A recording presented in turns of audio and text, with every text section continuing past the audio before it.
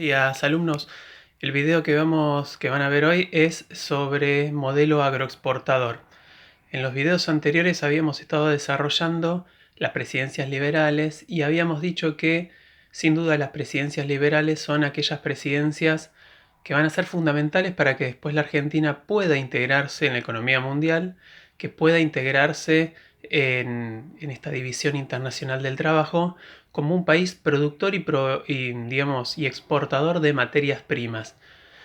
Vamos a ver ahora específicamente de qué se trataba este modelo agroexportador, cómo fue posible, los años de su duración y sus principales características. Bueno, el modelo económico agroexportador es una etapa más, como las que estuvimos viendo, como presidencias liberales, como la etapa de la secesión. Es una etapa más dentro de la historia argentina que transcurre entre los años 1880 a 1930. Es posible esta etapa económica gracias al aporte de lo que vimos anteriormente como las presidencias liberales, ya que con las presidencias liberales se fue, digamos, instalando ya en el país las primeras vías férreas. Vamos a ver que si bien algunos ya habían, digamos, algunos ferrocarriles ya habían llegado a partir de la década de 1850,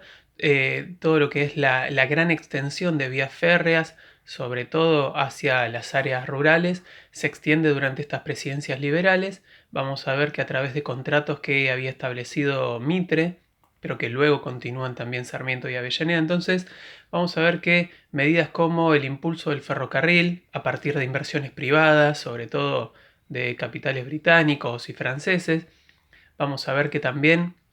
todo lo que tiene que ver con el fomento de la inmigración europea, que era necesaria para la obtención de mano de obra, sobre todo mano de obra que luego va a ser utilizada en el ámbito rural, y por supuesto que también la obtención de nuevos territorios a través de las sucesivas campañas al desierto, específicamente durante la presidencia de Avellaneda con sus dos etapas defensiva y ofensiva. Así que vamos a ver que con estos tres grandes aportes, inmigrantes, ferrocarriles y nuevas tierras disponibles, el país ya está a partir de 1880 en condiciones de exportar masivamente materias primas a Europa.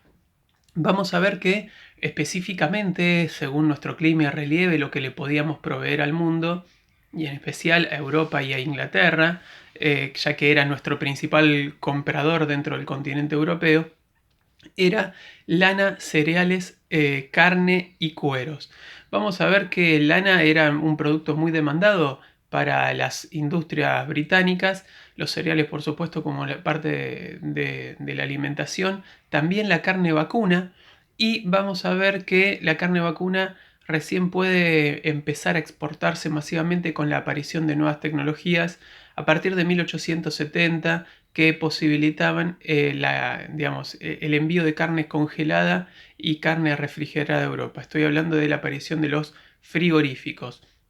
A partir de la década de 1870 aparece este nuevo tipo de tecnología que posibilitaba esto, en el cual ya no era necesario exportar ganado vivo, ganado en pie, en los buques, digamos, a vapor, rumbo a Europa. De esta manera comienzan a proliferar a partir de 1870, mediados de esta década en nuestro país, los primeros frigoríficos, y podemos decir que para 1880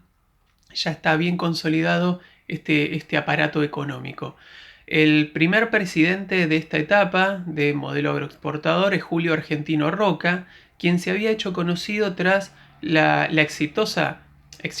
digamos, entre comillas, porque sabemos que se da a partir de matanzas indígenas, pero es exitosa para muchos miembros de la oligarquía terrateniente que compraron esas tierras muy baratas al Estado y que a partir de ahí van a establecer nuevas estancias agrícolas ganaderas. Vamos a ver que Julio Argentino Roca queda muy bien posicionado, queda con mucho éxito tras esta campaña al desierto, y vamos a ver que tiene el apoyo de ese amplio sector de la clase alta. De esa manera llega a la presidencia, recuerden cómo llegaban todos durante gran parte de este periodo, que es gracias al fraude electoral, y de esa manera tiene un mandato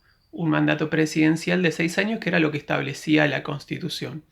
Vamos a ver que dentro de lo que es este modelo agroexportador, podemos dividirlo en dos grandes etapas, o mejor dicho, en tres: la parte económica, la parte política y la parte social.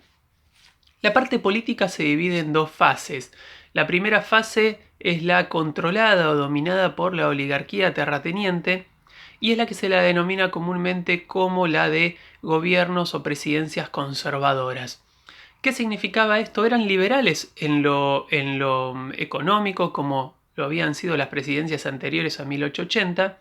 pero eran conservadoras en lo político, lo que significaba que para mantenerse en el poder trataban de conservar el poder a toda costa, y que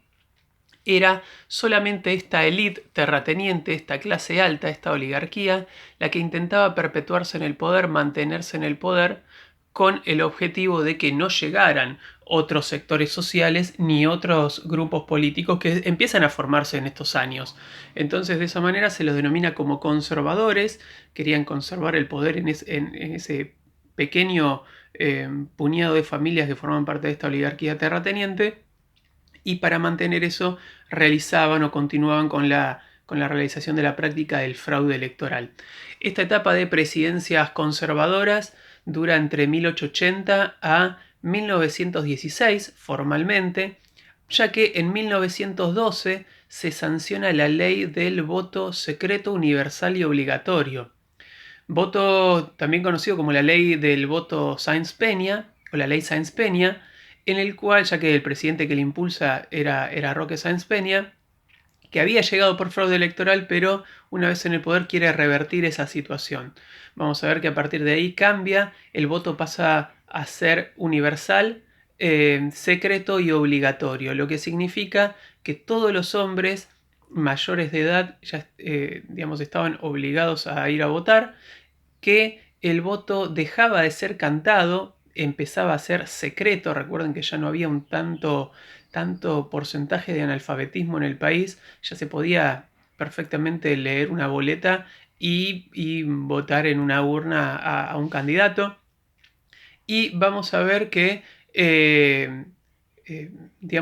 a partir de estas características de secreto, universal y obligatorio, o sea, universal era para todos los hombres, posibilita que a partir de 1916 llegara otra agrupación política al poder con otras características muy diferentes. Podemos decir que a partir de la elección presidencial de 1916, por primera vez en nuestro país, gana un candidato sin fraude electoral.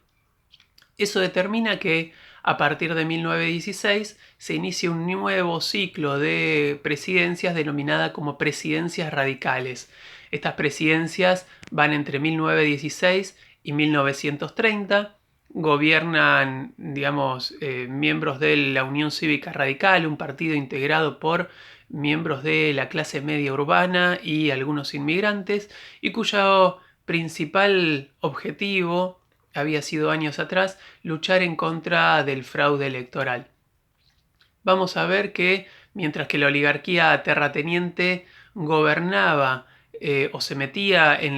el gobierno para seguir beneficiándose económicamente y que sean sus propias estancias las únicas que podían exportar la materia prima, las que podían comercializar la carne con los frigoríficos ingleses, vamos a ver que durante los años de las presidencias radicales se continúa con el modelo agroexportador, pero el objetivo es hacerlo más inclusivo hacia todos los sectores sociales. De esa manera